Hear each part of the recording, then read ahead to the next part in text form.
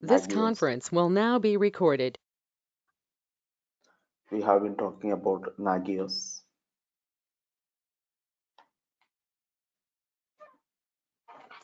So Nagios is basically it's a monitoring server.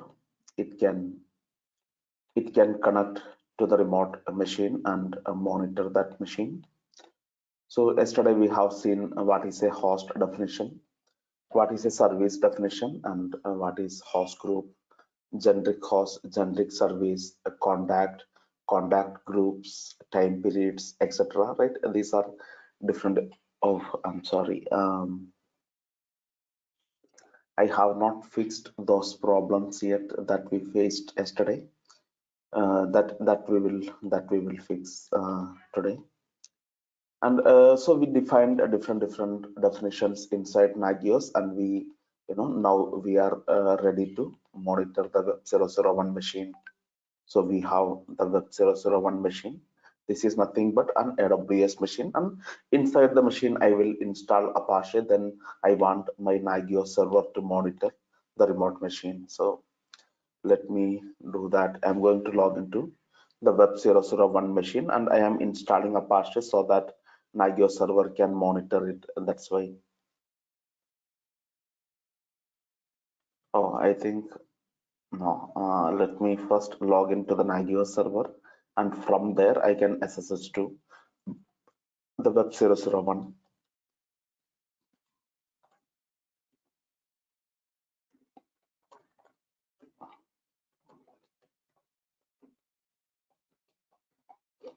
From the Nagios server, I have to SSH to the Web 001. And I'm just installing Apache just for for the testing purpose. I want Apache to be running on the remote machine. apt-get update and apt-get install. Apache 2 command would install Apache on the remote machine, and then I will go back to the Nagios server, and then I will start watching this machine, the remote Web 001 machine.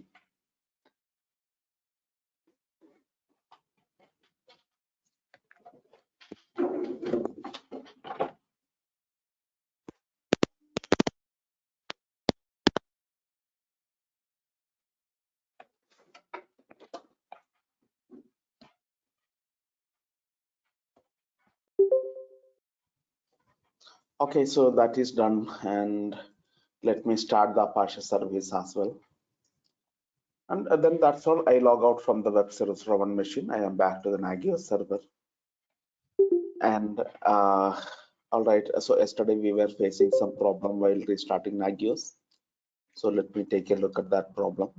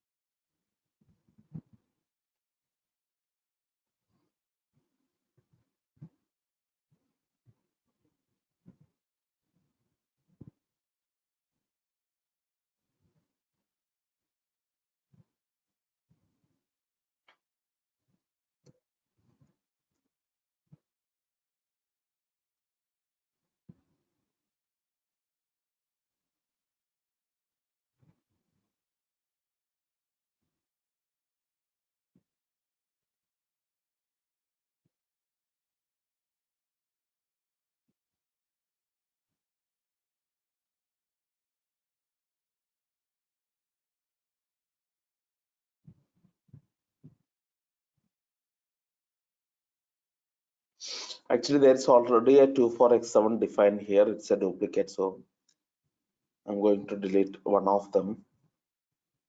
There's a duplicate time period defined in Nagios. So 24x7 we defined yesterday. There was already one with the same name. And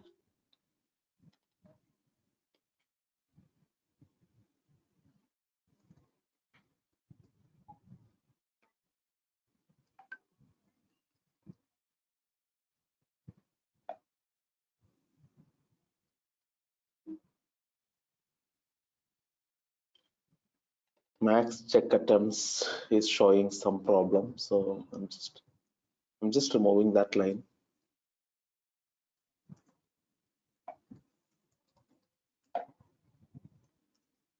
We still have some error.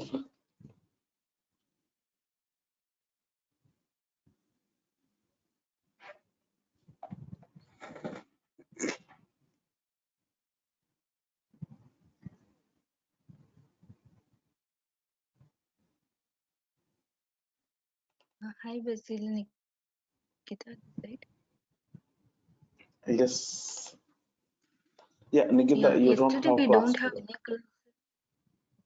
Yeah, today also. Okay, I'm sorry. Yeah, today. yeah.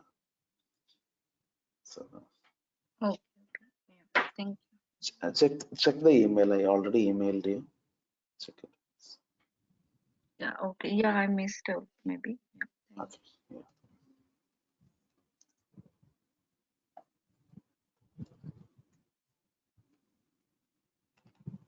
Okay, guys, give me 5 minutes. Let me just short this one.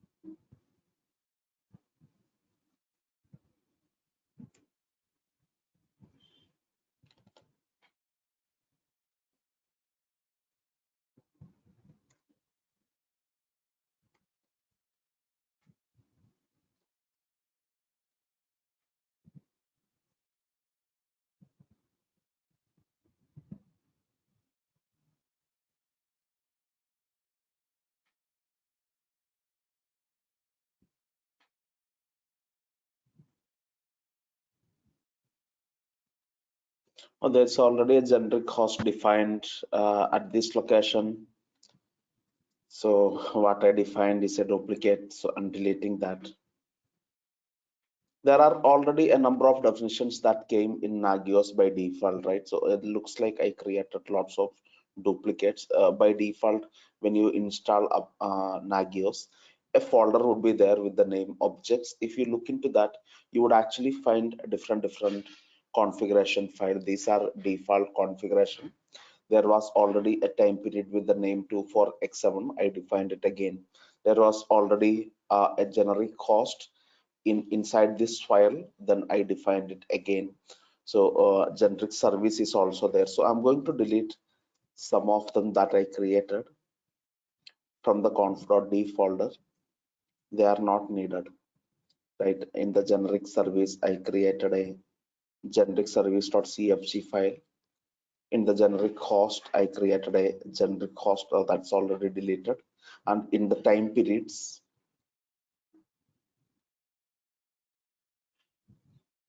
in the time periods folder, I created a time period file, deleting that.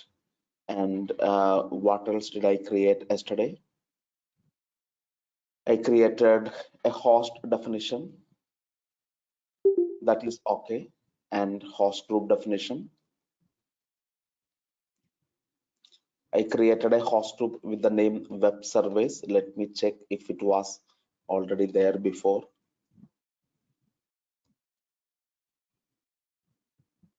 No, it was not already there before, so it's fine. Contacts, I believe there was already an admins group, so there was no need to define contacts. Basil and Madhu, it's fine. And then the contact group,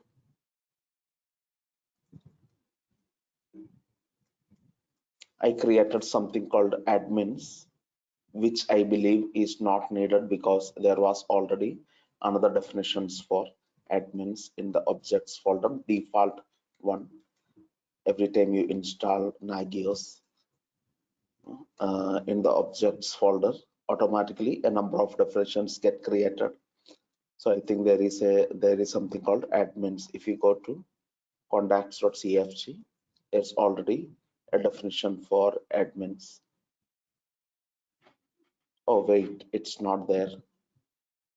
It's not there. So let me create one.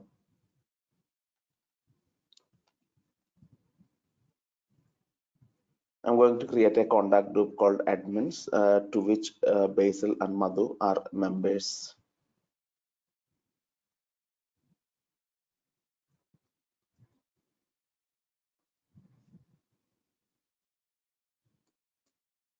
All right, so let's see. Let's restart now. We have more error. Come on. Specified for contact Basil is not defined anywhere. 2 for X7 is not defined anywhere. That's what they are saying. But we have, right? I mean, it was already there in this default definition. We deleted 2 for X7 because it was already here. Oh, I think I made a mistake. I deleted both time period definitions, my definition and the default one, it seems. Come on. All right, so I'm going to define the 2 for X7 time period. I accidentally deleted that one. I shouldn't have. So let me create the 2 for X7 time period.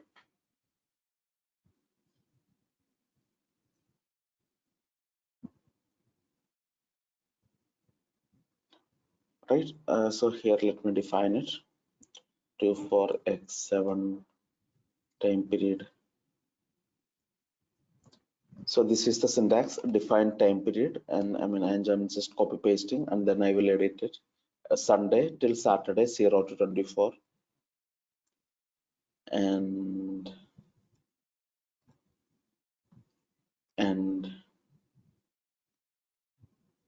I just name it 2 for X7. All right, so now I define the time period. Now let me restart Nagios and let me check what is the error now. Max check attempt for a web 001, so invalid max check attempts for this.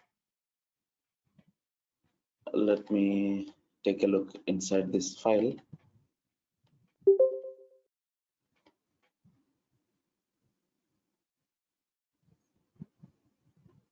Invalid max check attempts value, that's what it is saying.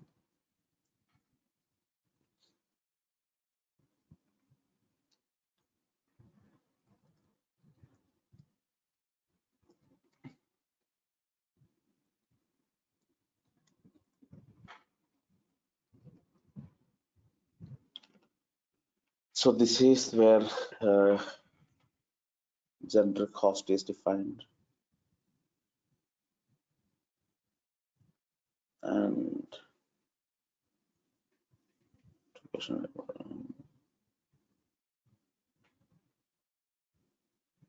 okay, there is no max check attempt here. 1 second.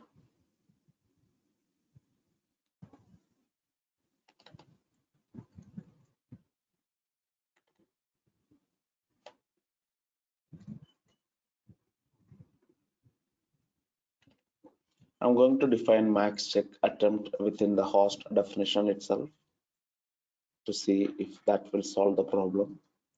Let's say 5 or something. Shut my guess.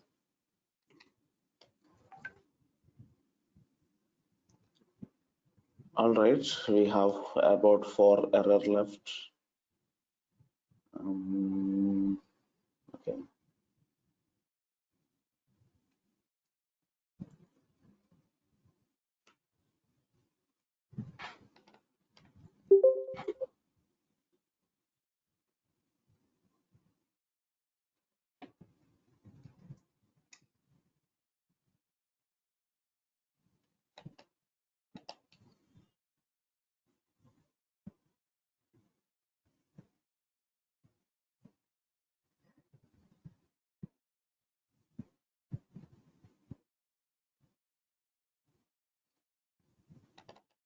duplicate definition for time period.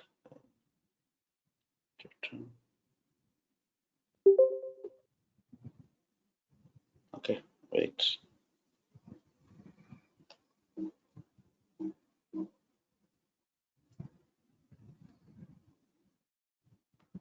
Okay, notify by email is not defined anywhere. Host notify by email in the contact Madhu. Okay, so right. So what I will do is go to the contacts. There are some invalid lines that I defined. I'm going to delete them. Under the contacts folder, I defined Basil and Madhu. These two commands are throwing the error and just deleting them.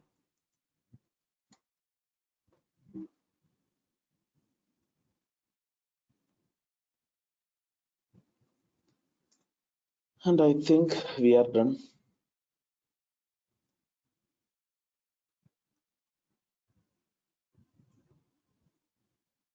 And I think we are done.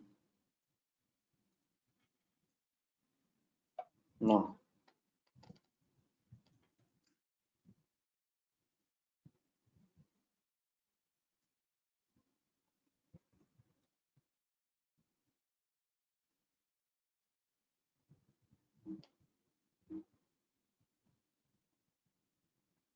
Contact Basil has no service notification commands defined. Okay, 1 second.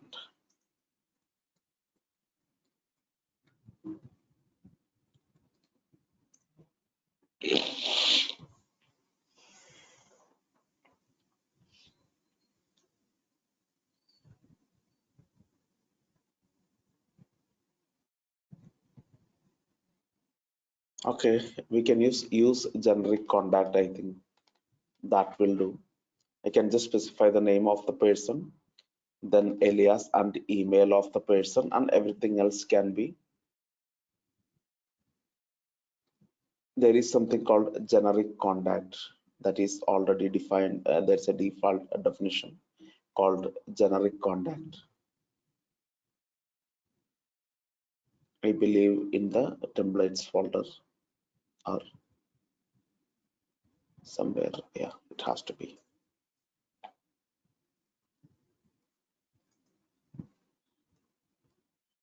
No.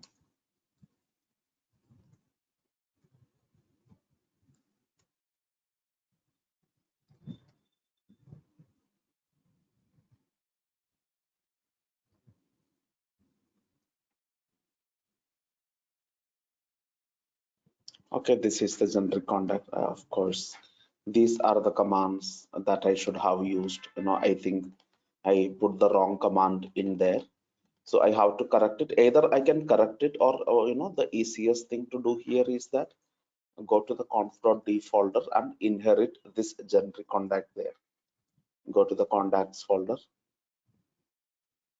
And for both Basil and Madhu, I'm going to remove everything except the email and alias.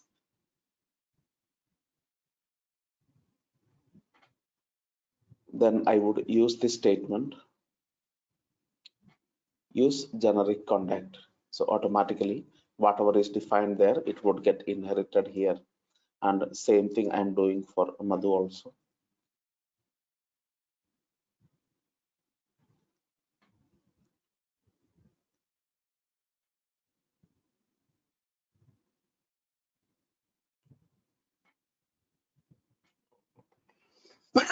Sorry.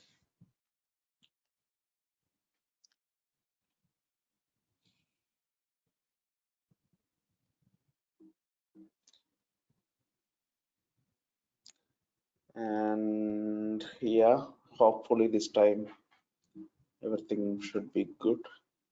Let me try to restart Apache.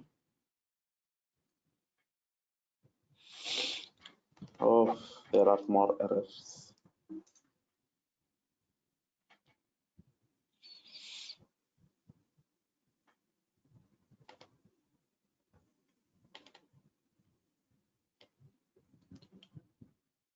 This is not a Nagios configuration error. This seems to be some Apache server problem. Auth digest domain, perhaps misspelled, but fine. And let me search in Google to find out what is that, what this error means. Our Nagios configuration seems to be working fine.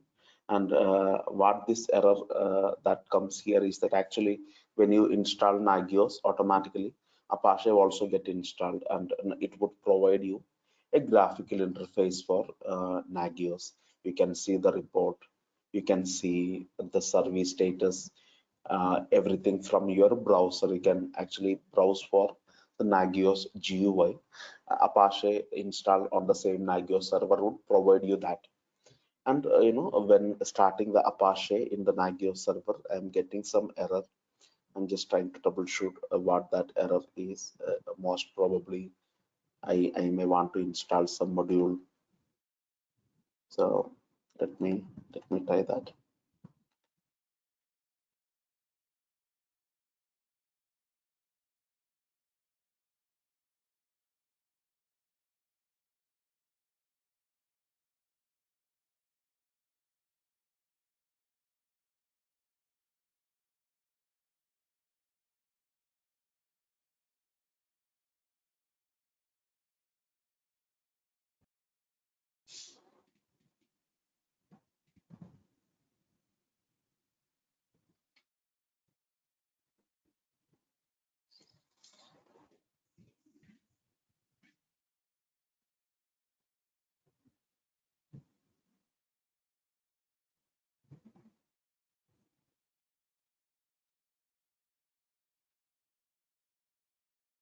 Okay, I think there is a module that I need to install. There is a Apache module called auth digest. That is a module that must be installed in Apache. So let me check if there is an Ubuntu package to do that.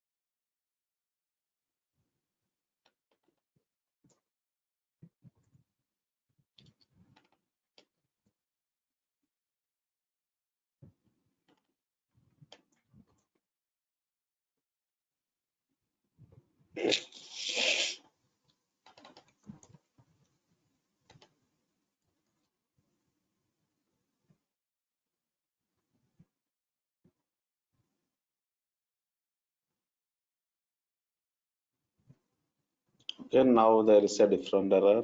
Um,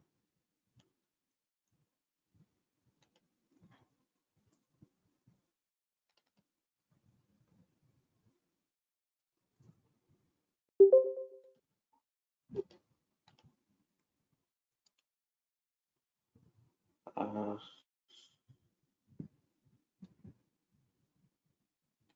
Actually, I am working on Nagios 4 for the first time, so that is why there are lots of difference between Nagios 3 and Nagios 4. All right, so Apache got restarted, and now let me restart Nagios.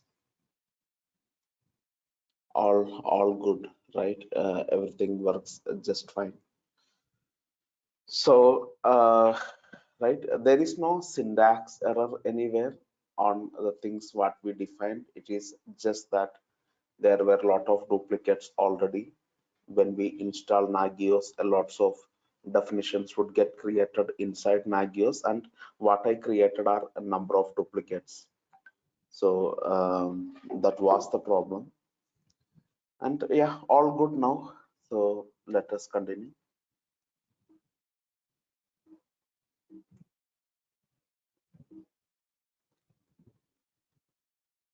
Yeah, everything good now. And if I have anything extra to define, I can define them in any one of this folder. Like you defined the host definition, then you defined the services definition, right? Yesterday we had defined all these things, and we had defined the host groups definition, and then right different definitions that you created inside. You defined contacts, time periods we defined, and then we deleted because it was already there with the same name too for x7, so you deleted it. This is the folder. By default there is a folder called objects. This is the folder. A number of default definitions can be found. So they were there, and yeah. So I deleted the duplicates now. Great. So now the situation is that Nagios server is monitoring the web 001 machine for the HTTP port by running some command, and that is what all the time Nagios will do, right? From now, pay attention. So what all things did we do? We defined a host definition. We created a host definition, and then we create host groups. Host group means more than one machine together, right? So we created two hosts. What are they? One is local host and other one is web 001 machine. And then what we did is we created a host group with the name web surveys, and both of those machines, what are they? Both the local host and web 001 have been added to this particular host group. And later when you define the service, you can define service either for individual host for web 001, or you can define it for the host group. So there are two options. You can define for individual host, for example web 001, or you can define a service for the host group. If you define a service for the host group, then what that means is the entire machines within that group would be monitored. That's what it means, right? So that's how it works.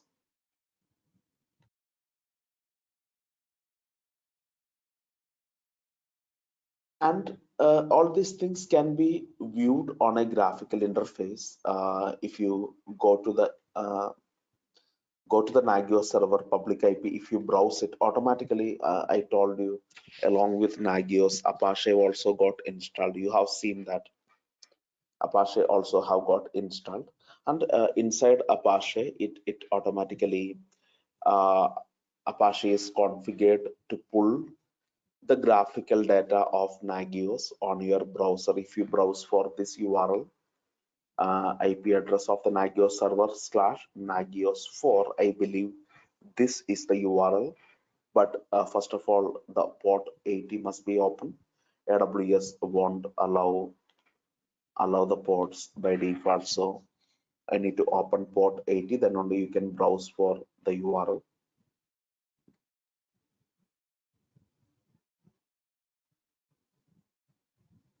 So I'm doing that, and now I can go ahead and browse for the public IP, and let us take a look what happens. Probably this is the wrong URL. Browsing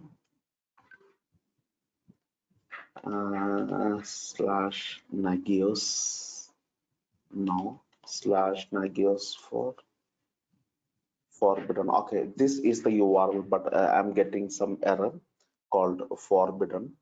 Without a username and password, I won't be able to see the graphical view of Nagios. So let me fix that part. All right, so /etc Apache sites enabled. I believe you can find a default configuration file here.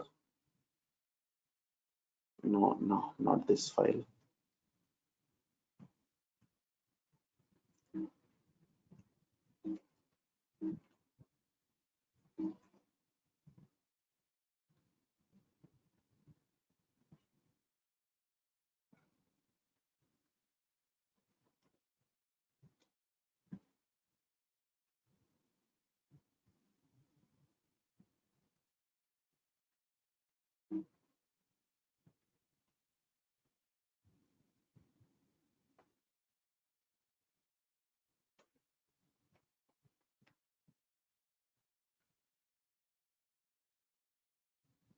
Okay, this is the Apache configuration, and yeah, config.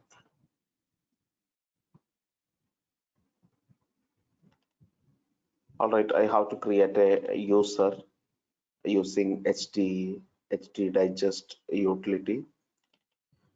So I'm going to create a username and password using which I can log into this URL. So first of all, let me do that.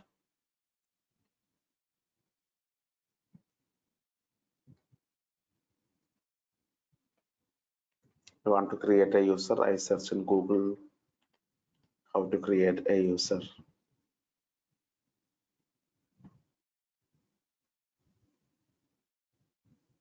So htdigest password file real-time username.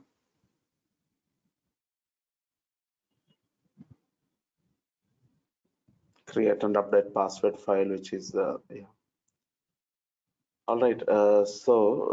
What I will do is first of all, let me check this file if it have any content.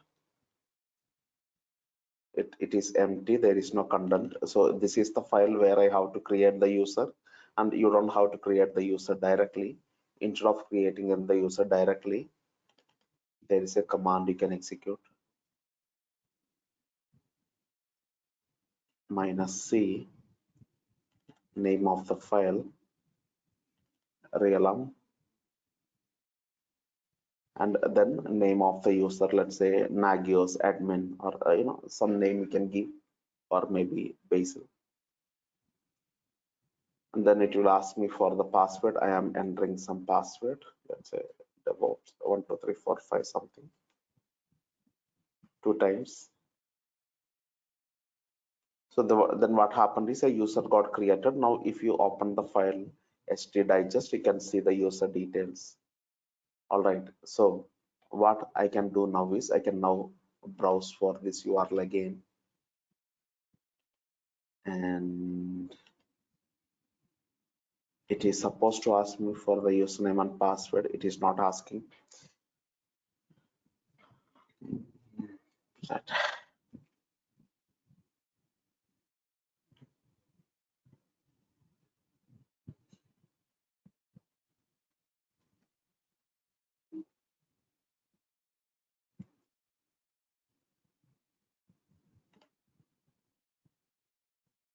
Client denied by server configuration. 1 second. So there is some error in the log, Apache log. I'm just figuring out what the error means or what I need to do.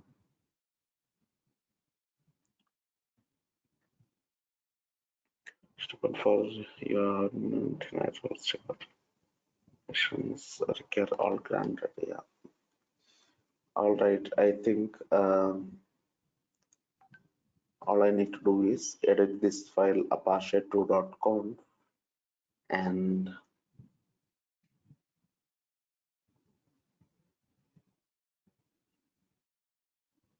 okay, that looks good. Require all granted.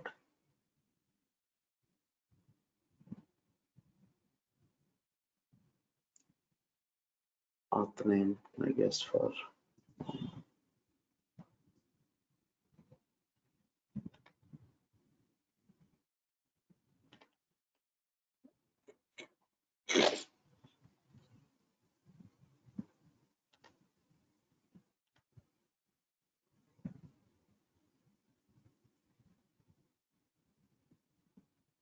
let me try this. Right, let me try this, and let me restart Nagios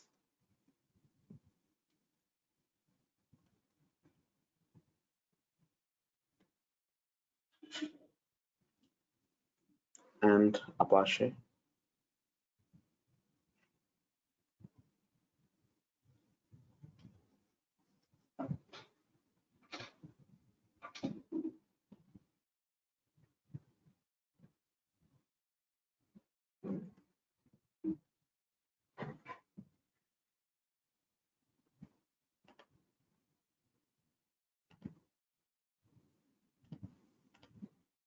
Okay, guys, you can take a short break. I will just, fix this and we will continue.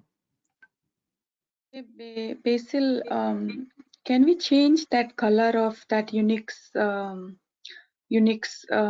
window, because the gray is eye straining? Can we make it white if possible, please? Sure. Thank you. Actually, I thought this is more easy for eyes. Yeah, sure. I'll change it back. Thanks. Okay. Right.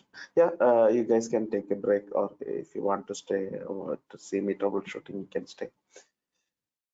We will start in 5 minutes. Okay.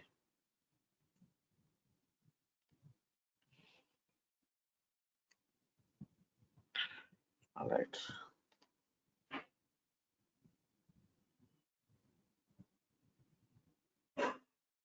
This is not a problem.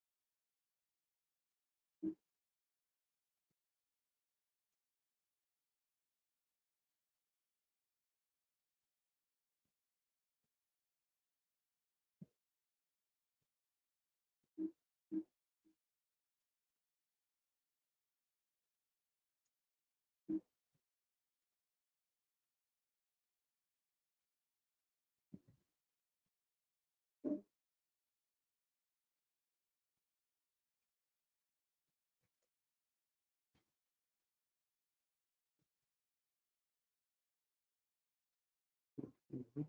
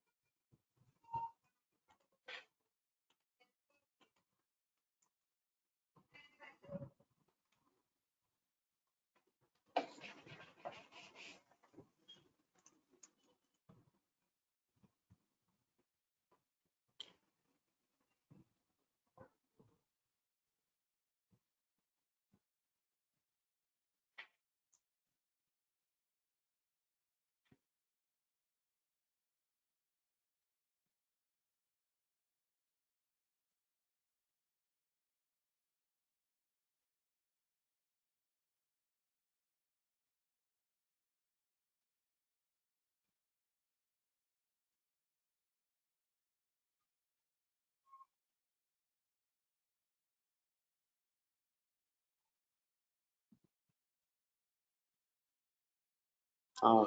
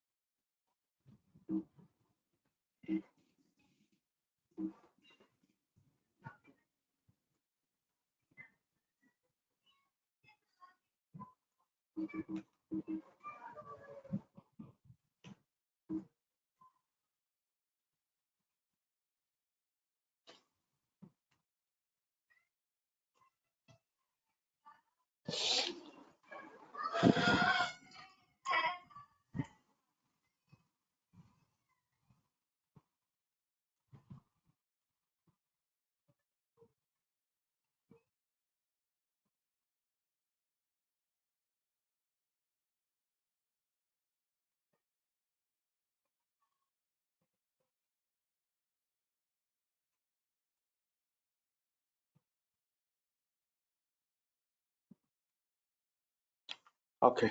Uh,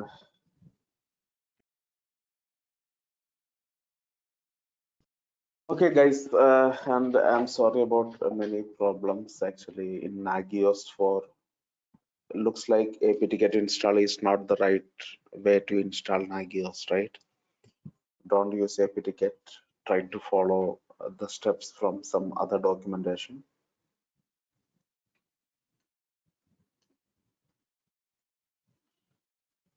Otherwise, you will experience lots of issues. The package Nagios for it will install Nagios, but it won't configure Nagios. So you will have a lot of work after apt-get installed. So try to install Nagios for using some different approach. Search in Google, you will get lots of documentation. Follow that. Maybe the DigitalOcean one, generally they have good documentation. So don't use apt-get. It is not the right way to install Nagios for. I mean, there are a lot of things that is broken. All right, so once you opened the Nagios GUI, you would be able to see all the host that you defined, right? A local host is something that you defined. Web 001 is another machine that you defined. And if you click on the services on the left side, you can see all the services that you defined. For Web 001, we defined the SSH port. We also defined the HTTP port, but it is saying critical. So what that means is a Nagios server is trying to connect to the machine Web 001, but the machine is not responding. That is why it is critical. And I know the reason. Remember, we have not opened the port 80 on the Web 001 machine. So that is exactly what I am going to do. I need to open port 80 of the Web 001 machine. Otherwise, my Nagios server will not be able to connect to the Web 001 machine on port 80, right? That is how Nagios will check the remote machine. It will try to connect to port 80, and if port 80 is responding, then it would be marked as okay. But currently it is marked as critical. The reason for it being marked as critical is the reason why it is currently marked as critical is Nagios server is unable to connect to the Web 001 on port 80 because of AWS security group. So I fixed that problem. I opened the port. So within 5 minutes, this would change from critical, it would become okay. And in case of local host also, these are the individual services that we define. In case of Web 001, these two are the services that we define. Remember, in the services folder, we created web001.cfg, and there we defined HTTP port as a service using this command. And I already told you what this command does is it will connect to this machine, and on port 80, check if the machine is responding. If the machine is responding, it will mark it as okay. Otherwise, it will mark it as critical. And then we also defined one more service for the host group. And remember, Web001 machine is also a member of the web service group. So whatever service you define for the web service, one of the service is SSH port, that would also get applied to the Web001 machine. We use check SSH command to do that. So we define HTTP service in this file, we define SSH service in this file, but both these definitions, even though this is defined for the host group, since Web001 machine is a member of the host group, Web001 machine will get total 2 services. One is HTTP and the other one is SSH. So refresh it. Hopefully, yeah, you can see both SSH port and HTTP port are defined for Web001 machine, and one is still showing critical. It will take up to 5 minutes, right? So we have to wait for 5 minutes. Every 5 minutes, Nagios will keep checking the machine, right? That's what Nagios will do. Nagios server will keep checking the service on the remote machine every 5 minutes. And you can change this time limit if you want. In the generic service file, you have the option to specify check interval. There's a configuration called check interval in Nagios, and you can change that inside the service definitions. By default, it is 5. That means every 5 minutes, Nagios server will connect to the remote machine, connect on port 80, check if the port 80 is responding, and if it is responding, it would be marked as okay. If it is not responding, it would be marked as critical. So that would happen every 5 minutes. That's what I mean by check interval. Great. So we have to wait, up to 5 minutes for this critical status to become okay status. That is the point I'm trying to make here. All right. So yeah, let us now go back to the most important topic, Nagios command definition. So give me 1 minute. I'll be right back. Just 1 minute.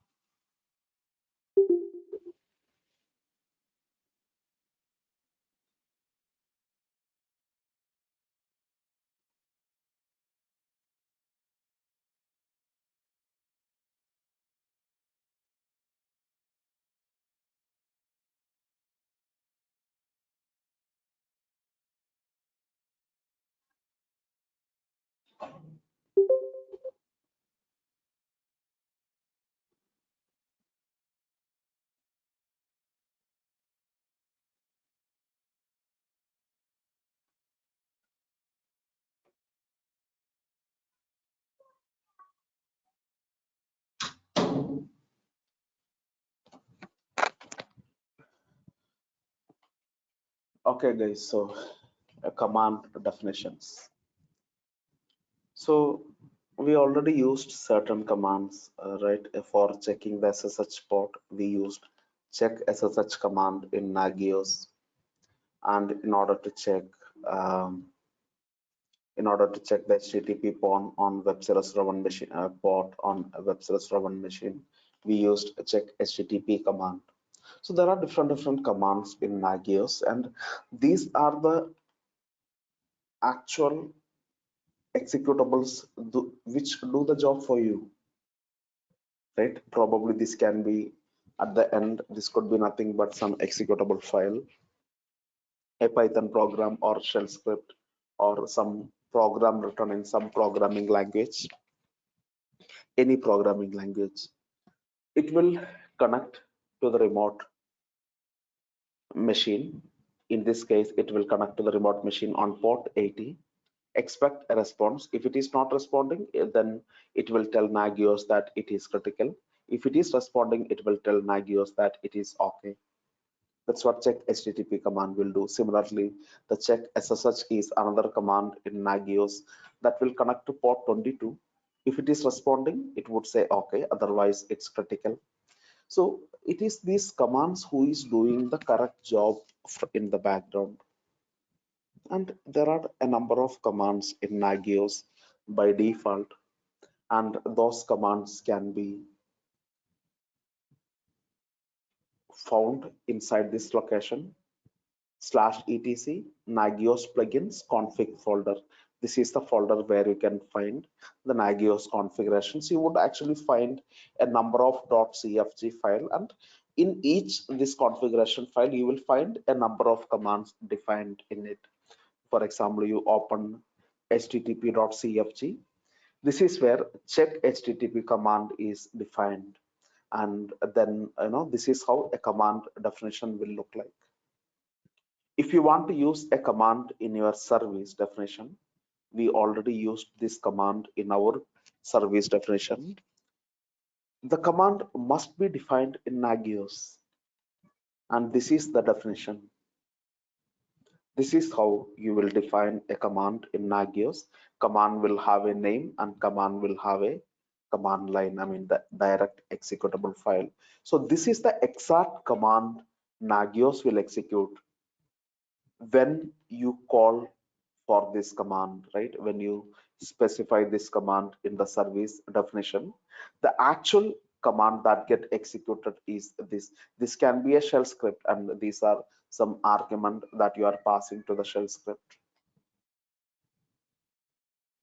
And maybe this shell script support more arguments as well, and then you can define different. So for example, -h you can specify the IP address of the machine, -i you can specify the IP address of the machine. Then if you want, you can pass more arguments, and this script will take all those arguments and execute. Maybe you have a complex requirement, you want to look for the host name, then the script will support this syntax also, and then you can define a different command in Nagios to check the host name, to check HTTPD. So it is, remember, in every commands there are multiple commands defined using the same executable file, because the same executable file support different ways of running. Only by passing the IP address, then also passing some string, or passing different information is possible for this command. So you can actually define various command in Nagios using the same executable file. It's absolutely fine.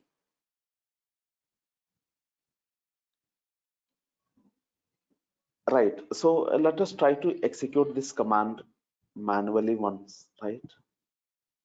I'm just trying to run the command manually from the Linux command line. So let us see what happens. I'm going to run this command. Argument 1, I'm not giving anything. -h, then here you have to specify the IP address of web001. Here also you specify the IP address of web0. Basically what this command means is, assume you defined a service in the services folder. You defined a service called HTTP port, and you use the check HTTP command to do that. And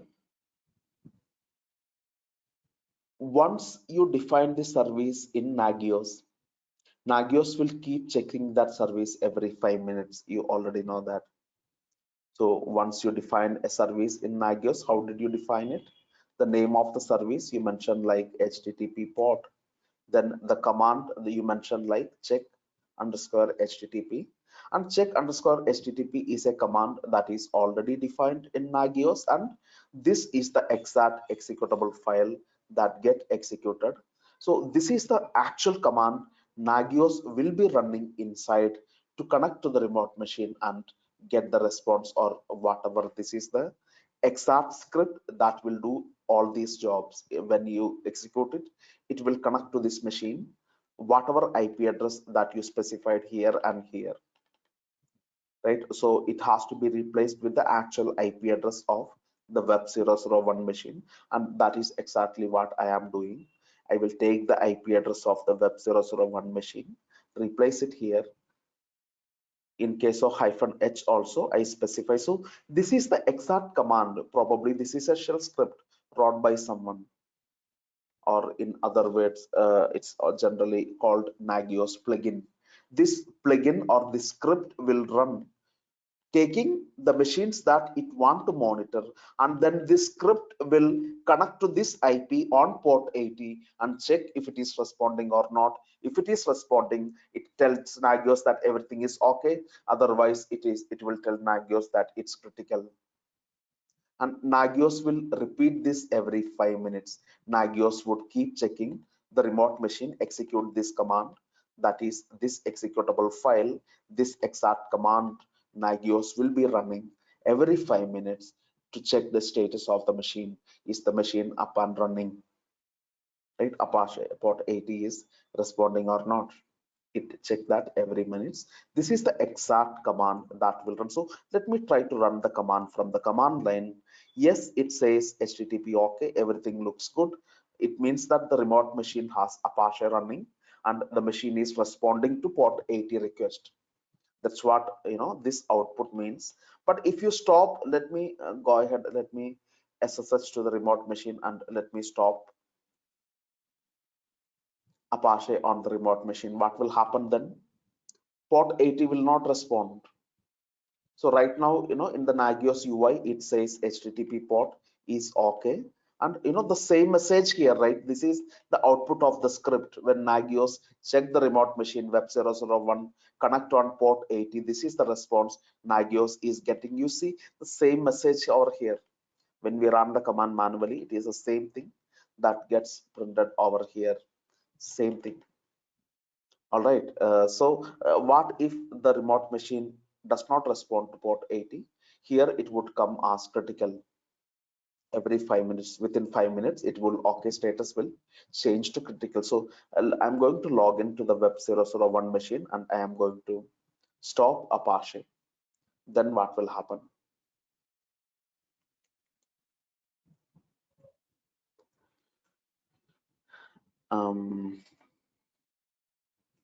Let me SSH to the web001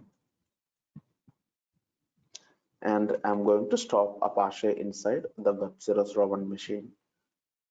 Now Apache will not respond, right? Now if I run this command again from the Nagios server, this command I am running from the Nagios server, and it is now throwing an error. It's critical. It's not okay. Now it is critical because the remote machine is not responding to Nagios. The script I executed connects to the remote machine on port 80, but the machine refused the connection. That is the error you find here, and it also marked Apache as critical. In the UI, it won't reflect immediately because we ran the command manually. Nagios did not run this command yet. Nagios run this command every 5 minutes, so we have to wait for 5 minutes, and then the OK status will change to critical status.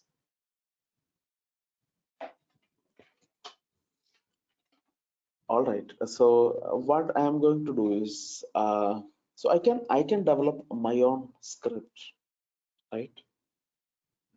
It is possible that I can develop my own script, and then the script can connect to the remote machine, and it can then check if Apache is running on the remote machine, or SSH is running on the remote machine, or log functions are running on the remote machines.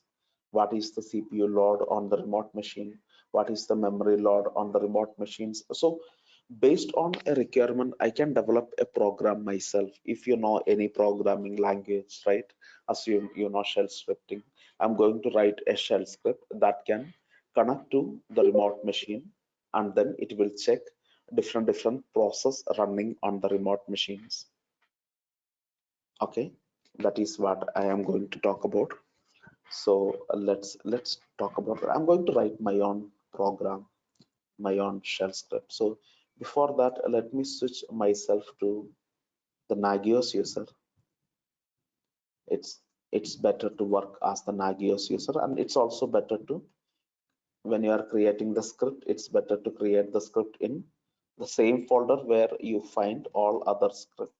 If you go to this folder in Nagios, Nagios plugins, you will find a lots of scripts. Check HTTP, that the command what we run is one of them. There are many other plugins. These are called Nagios plugins. And I'm going to write my own plugin, a shell script. And what this shell script does is check process dot sh. This is the shell script that I am creating. And you know, my intention, I will tell you what my intention is, what my script will do. The script will SSH to the script that I am writing inside the Nagios server under the Nagios user. The script that I am writing, it will connect to the remote machine through SSH, and then it will check if Apache is running inside this machine.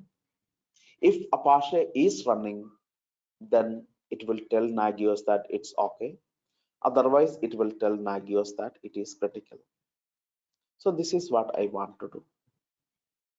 I want to develop a program which, when Nagios server execute, it will connect to the remote machine, and it will, through SSH, it will log into the remote machine. It will check if Apache is running in it. If it is not running, then script will exit with a critical status. Otherwise, script will exit with a OK status. 0 for OK, 2 for critical, 1 for warning. So whenever my script exit, it will give one of this code to Nagios. If it gives the code 0, it means service is okay. If it is 2, it means critical. So this is how I can tell Nagios whether it is okay or critical. I want my script to exit with one of this status code 0, 1 or 2. 0 for okay, 1 for warning, and 2 for critical. So let me write the program. Okay, my intention is I want to check the remote machine if Apache is running on the remote machine. So let me go to the remote machine. Let me change the background color to something else for you to easily understand. All right.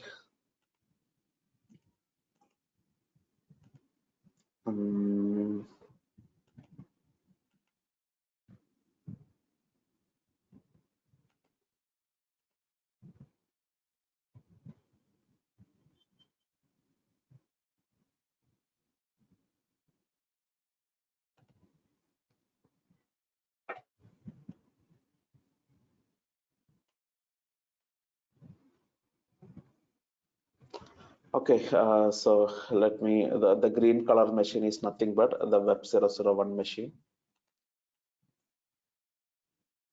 Oh, it got disconnected, it seems. So,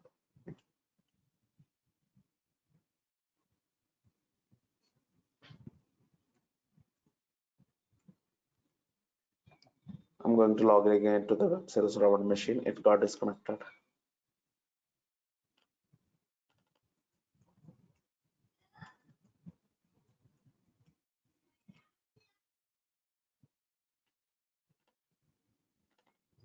First, I have to log into the Nagios server. From there, I log into the web001 machine. And now Apache is currently not running, right? Let me start Apache. We stopped Apache, so I'm starting Apache again. So currently Apache is running. So do you know in Linux, how do you verify if a given process is running? There are different commands. There are different commands in Nagios. You run the ps-ef command. That is one way to check if the given process is running. So Apache 2 is running. If you find Apache 2 in the output, it means Apache process is running. On the web001 machine, a blue machine is web001.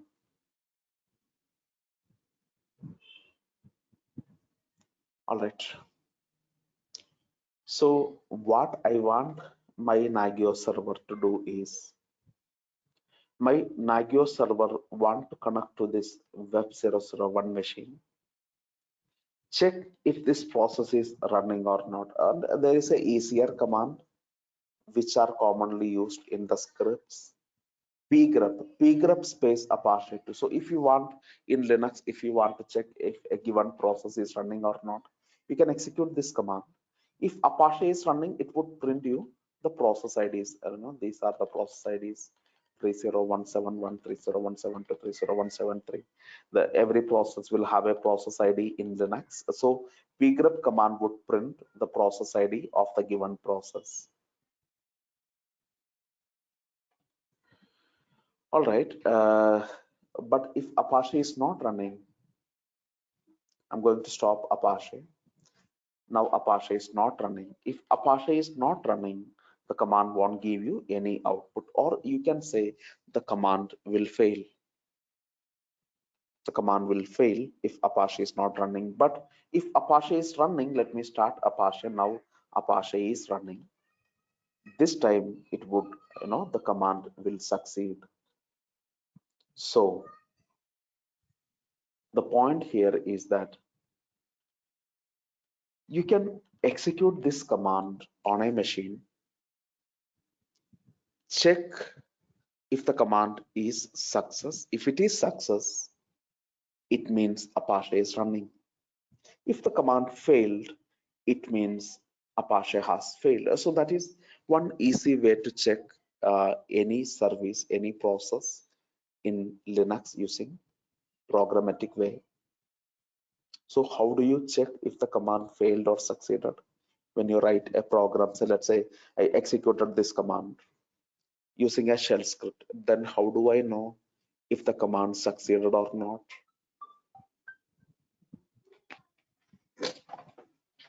I can use some variable called $? This is a variable in Linux, a special variable in Linux. What this variable would contain is, it's a value 0 if the previous command succeeded. If the previous command failed, for example, Apache is stopped and now this command is running, the command had failed. If you check the $? It will be non-zero. You run any command that don't succeed, right? This is a command that does not exist. I just try to execute it anyway. You check the $? It will be non-zero. Run any command that succeed, ls successfully got executed, check the value of $? It will be 1. So every time a command succeed in Linux, this would become 0, otherwise it would become 1. So you run any command in Linux and check the value of this variable, you will know whether the command succeeded or failed. The same logic I want to use. I want this command to be executed. The command will succeed if Apache is running, command will fail if Apache is not running.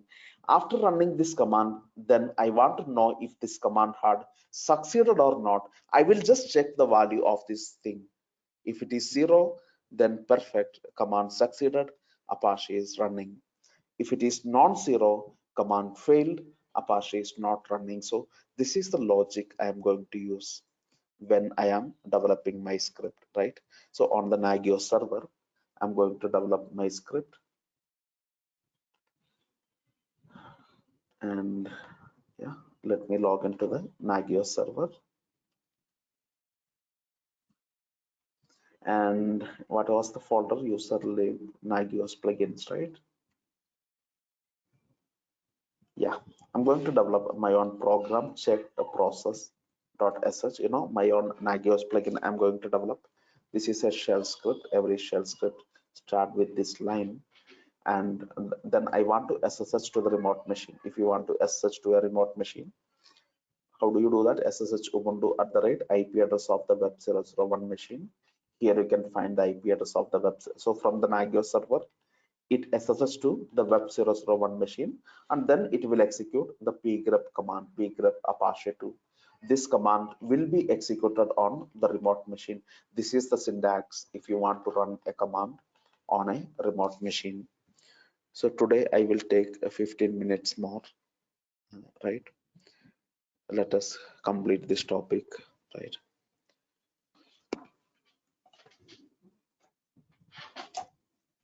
So and then one more thing that I want to do. This is the syntax. You want to, machine 1 want to connect to machine 2 and execute a command on machine 2. This is the syntax. Nagios server will SSH to the web 001 machine, and this command will be executed on the web 001 machine. The script I am running from Nagios server, this command will execute on the remote web 001 machine through SSH.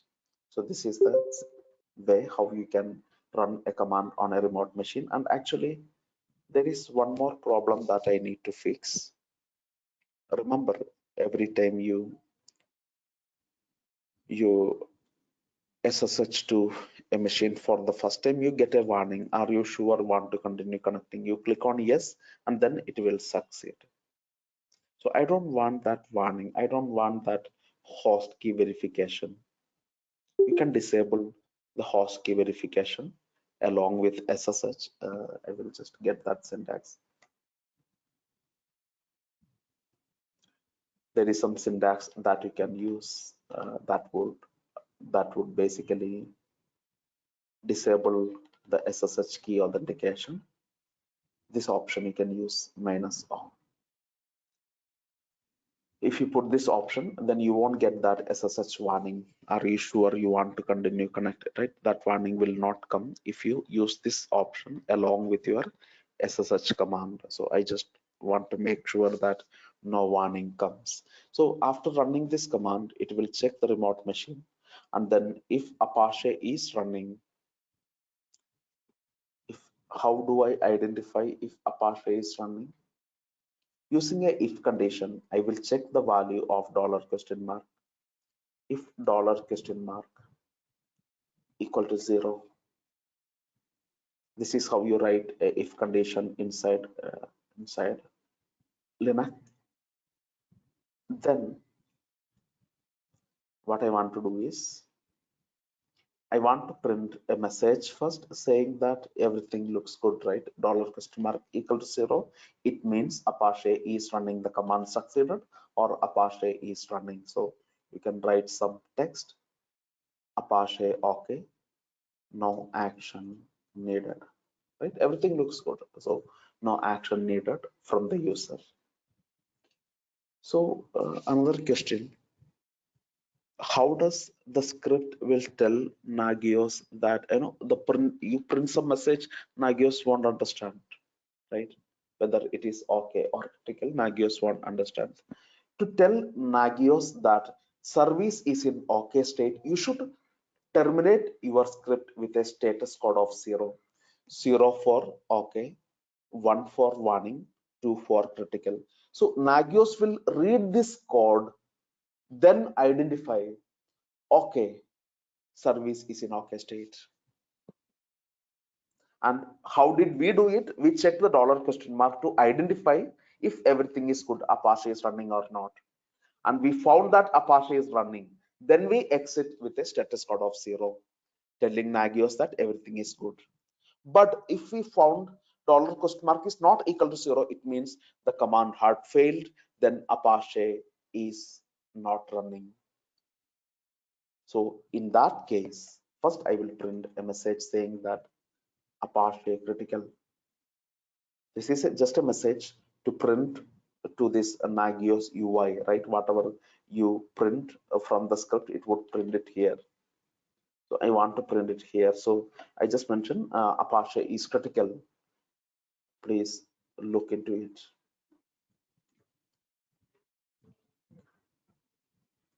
And then I also want to tell Nagios that this is actually critical, right? The message is not only for the information purpose. It is the status code that tell Nagios that something is terribly wrong. So this is the if condition that I have written. If Apache is running, it would print a message and exit with 0. If Apache is not running, it print a message and exit with 2. All good? So this is how you can write your own Nagios plugin, and this will work. And to make some beauty to the script, I'm just I'm using variable name instead of, so IP address equal to this, and process name equal to this. It's a good idea to use variables instead of hard coding things inside your script. So I'm using variables instead of values. This is the variable for IP address. I mean, you know what is a variable, right? So instead of Apache, I specify the variable name. So wherever I want to specify Apache or IP address of the remote machine, I use one of these variables, right? That makes script a more, generic one, right? Great. So now let me save this script, and in Linux, oh, we are getting a permission error because I must be root. Currently, I logged in as Nagios user. I think I must be root. So let me come out. Let me switch myself to the root user. Go to the folder user lib Nagios plugins, and let me check process.sh, and I will paste this here, and I will save it, and I will make it executable. 755 permission should be given to a program to make it executable. So it is now executable. I'm going to run this program now. To run the program, first I should log in as the Nagios user, and then I can run the program. So this is the folder where the program is, and this is the program name. So this is the exact script I need to execute. So just try to execute it. What this script will do? What did we write? You know what it will do, right? It will SSH to the remote machine, run the pgrep command. If the command succeeded, it would print a message saying that Apache okay. Otherwise, it would print a message saying that Apache critical. Currently, Apache is critical. I think on the web 001 machine, currently Apache is not running. And it is true, we stopped Apache on the web 001 machine, the blue machine. So yeah, currently that is the case. So let me log into the web 001 machine, and now let me start Apache just to confirm that everything looks good. I'm going to log into the web 001 machine. First, I have to log into Nagios server, and from there I have to SSH to the web 001. I logged into the web 001, and I can see that Apache is actually not running. So I'm going to start Apache service, Apache to start. So I started Apache on the web 001 machine, and this time you execute the same program on the Nagios server, it would print a message saying that Apache is okay, no action needed. This is the output of the pgrep command. I don't want to see that, right? I don't want to see this output. So what you can really do is you can just, I must be root. Let me go back to root, and let me edit this file, and this output, whatever output of this command, pgrep command, I can send it to null device. So if you do not want to see the output, this is the line you can put at the end of the command. Whatever output the command generate would be sent to some null device, like a black hole. Nothing comes back from there.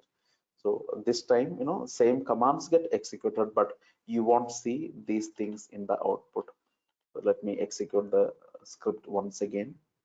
First of all, let me switch myself to the Nagios user and run this.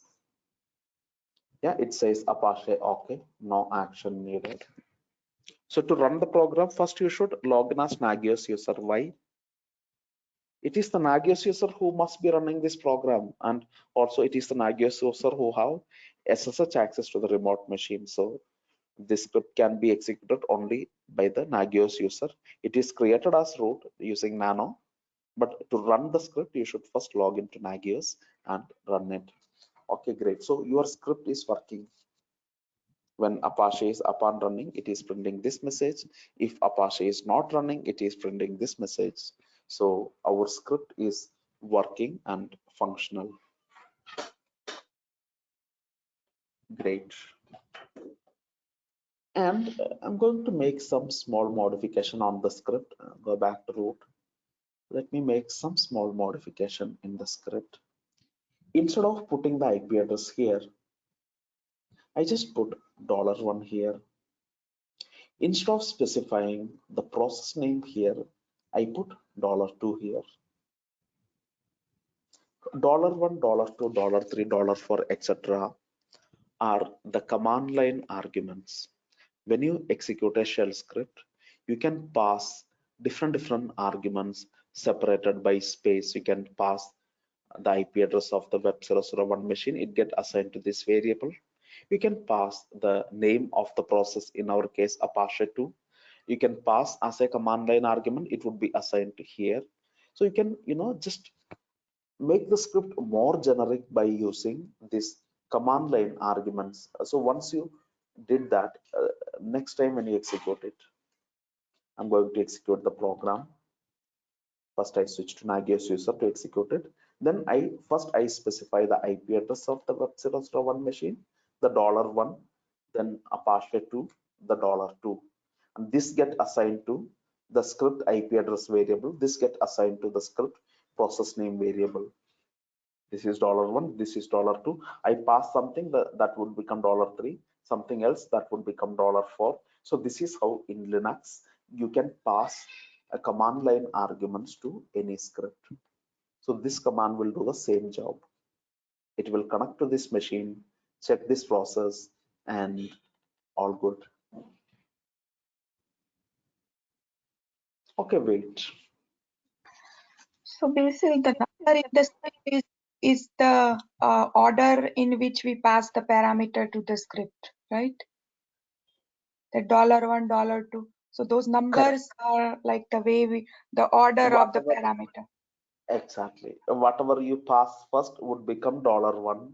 Whatever you pass second would become $2. So yes, that is the way. And the next one would be $3. That is the order. Okay, great. So now you developed a Nagios plugin. You haven't defined Nagios command yet, right? You are yet to do that. What you developed is a program, the actual executable file. And this executable file can be used to check the web 001 machine's Apache process. Think again, is it only Apache 2 process that you can monitor? So when you run a ps-ef command,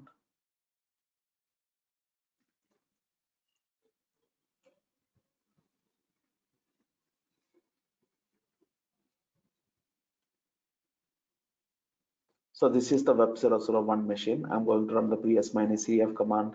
There is Apache running. There is some other services also running. Many different services are running inside any machine. This is another service. Snapd is another service. SSHD is another service. Systemd is another service. Like that, there are a number of services running on the remote machine. My question here is that pgrep command is not only for checking Apache 2, it can be used for checking SSHD. It can be used for checking systemd. It can be used for checking, whatever service that you want to check on the web 001 machine, right? pgrep command can check any process, not only Apache 2, though we took Apache 2 as the reference. It's not only for Apache, it's for any process running on the web 001 machine. All right, the script what we developed is a generic one that can check any process running on a Linux machine. And if I change the IP address to a different IP, I created a new machine in my AWS account. Right, I'm creating a new machine in my AWS account.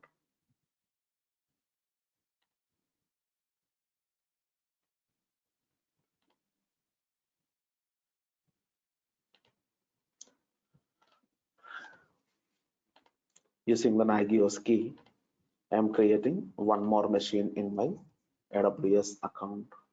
Can I use the same script to check this machine? All I need to do is just replace the web 0001 IP with a different one. So let's say now I created a new machine in my AWS to which Nagios server has access because I used the Nagios key to launch. So instead of web 001, I put the different IP. Will it work? Of course it will. pgrep command will work on any Linux machine and it would give you the status. So I am just waiting for the machine to become ready. Yeah, the machine is in running state. So on the new machine, I am running the same script. Okay, it's not ready yet. Just wait.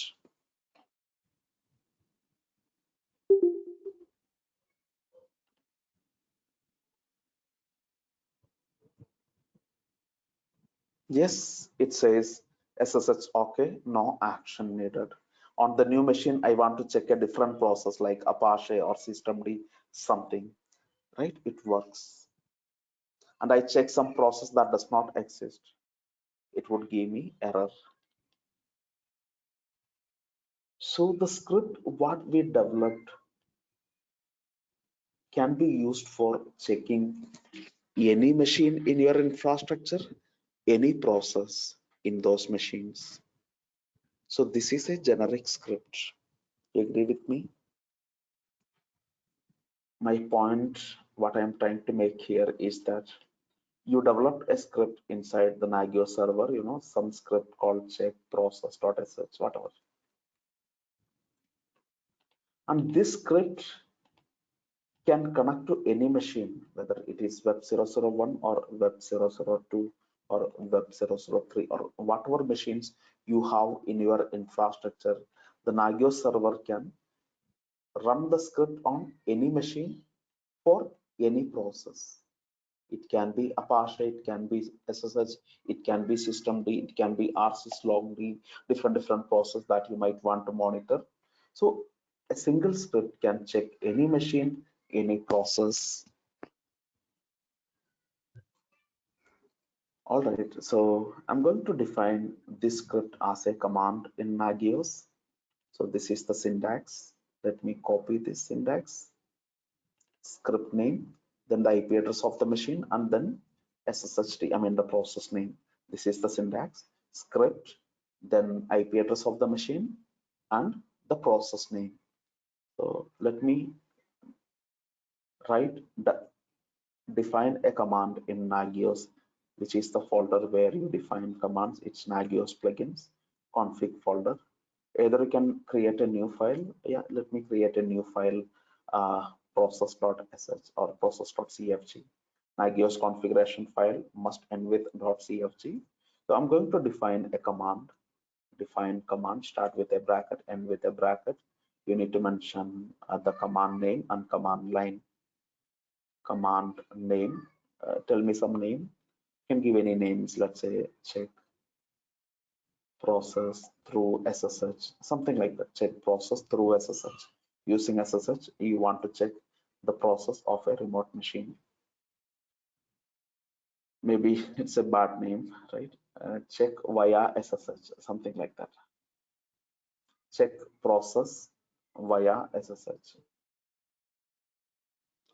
It's up to you. You can give any proper name. Command line, what is the exact command? This is the exact command.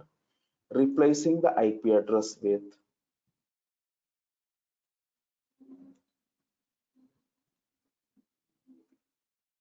a variable called host address, replacing SSHD with a variable called arg1. I'll tell you what they are. Okay, arg1 is an explicit argument you will define in your service definition. It is possible when you define a service, you can pass some argument. So if I tell you one example, you want to monitor Apache process, Apache 2 is the process that you would specify as the argument. You want to check SSH, then SSHD is what you mention as the process to monitor. So basically, when you define a service, you can actually mention what is the exact process that you want to monitor, and then pass that as an argument to your command line. And this is a default argument. So every time Nagios check a machine, it will take IP address of that machine. So automatically, whichever host you are defining service for, it will take that IP. So this is a default variable in Nagios. Nagios will always, replace this variable with the actual IP address of the machine it is checking. So I don't have to pass IP address as argument. I can just use this variable. Nagios will automatically take the correct IP of the given machine which it is monitoring. So I defined a command. This is the command name. Now I will define a service. Let's go ahead and define a service using this command. Let me save this file. Let me go to the etc nagios for conf.d folder, and inside the services folder, this is where we define services. I'm going to define some service for web surveys. You can define for web 001 or you can define for web surveys, whatever, it's up to you. And this is the command I'm going to use. So let me define some service. Just copy paste and I will edit it. I want to check the SSH process is running or not. And I want to check in all web surveys, both localhost and web 001. The command that I want to use is this, and I want to pass an argument called SSHD. So arg1 is SSHD in this case.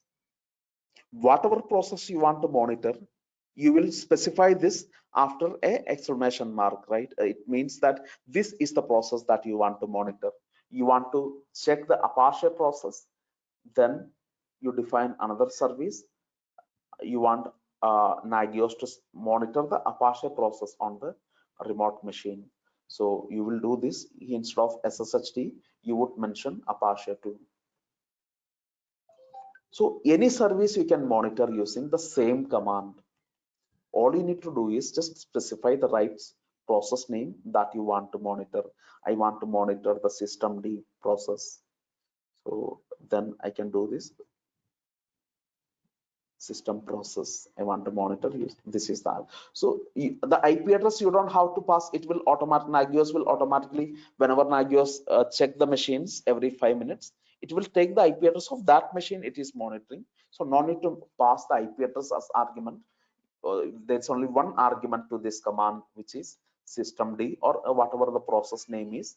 Then what exactly happens is your script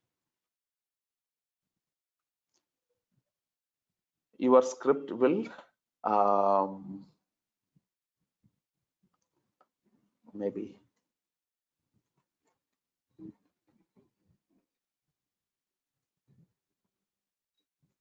your script will take that value here, and whatever machine Nagios is monitoring, it will take that value here, and this is the actual program that will run, and the program will exit with 0 if the process is running, non-zero if it is not running.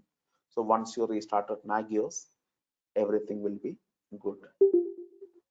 Nagios would start monitoring all web server machines because we defined it for web surveys. That means all web surveys in your infrastructure, Nagios will start to monitor, and it would start monitoring 3 services for every machine: SSH, systemd, Apache 2, etc. And I have some error.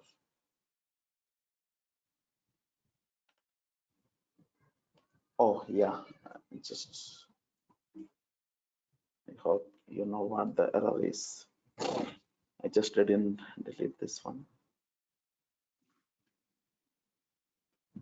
All right, so let me now restart Nagios, and that's all. Now Nagios starts to monitor all the services in all the machine, Apache process, SSH process, system process, right? And not only for localhost, for web server 1 also, that all machines in the web service group. Makes sense? So this is how we can develop your own Nagios plugin, right?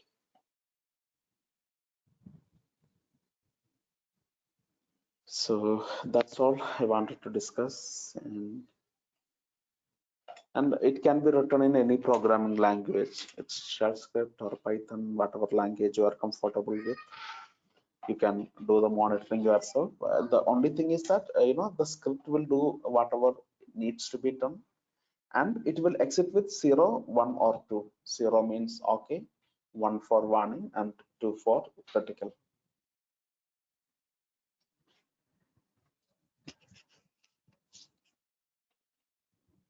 Nagios is comparatively a straightforward topic. I feel it's an easy topic, right? So any questions on this? Tomorrow we start with CI/CD, and yeah, everyone who started on November 30, today is your last class, and please verify that you have access to all the courses in the portal. You will have portal access for another month, and video access you will have for at least 2-3 months. Don't worry about that. So make sure that you have all the access in case if you found any problem. Those who are completing training today, you email me, I will get it sorted. And do well, right? I keep me posted, connect me on LinkedIn. And yeah, those who are completing training today, the November 30 batch I'm talking about, right? So thank you, Basim. Appreciate you. yeah, thank you, Ergan. Yeah, and thank you for your service. Thank you, Basil. This is Veena. I think I'm done with this course. Mika, no, not yet. You are.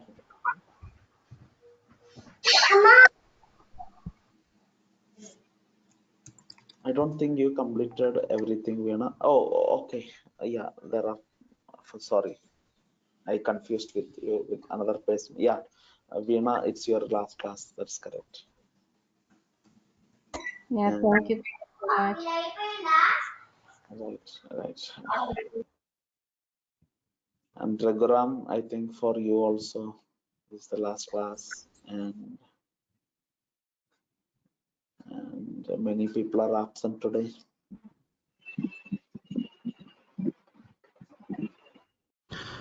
So Basil, how much is left for the class which started on January 11th?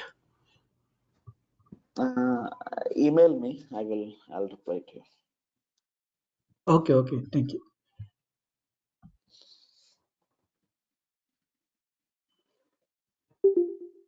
Yeah, Usma, just send me an email. I will just reply to that. Okay, so tomorrow we will start with CI/CD, and everyone who is finishing the training today, just make sure that your access, everything is up to date and all good. Let me know if you noticed anything. Yeah, thank you. See you tomorrow. We will start with CI/CD tomorrow. Bye.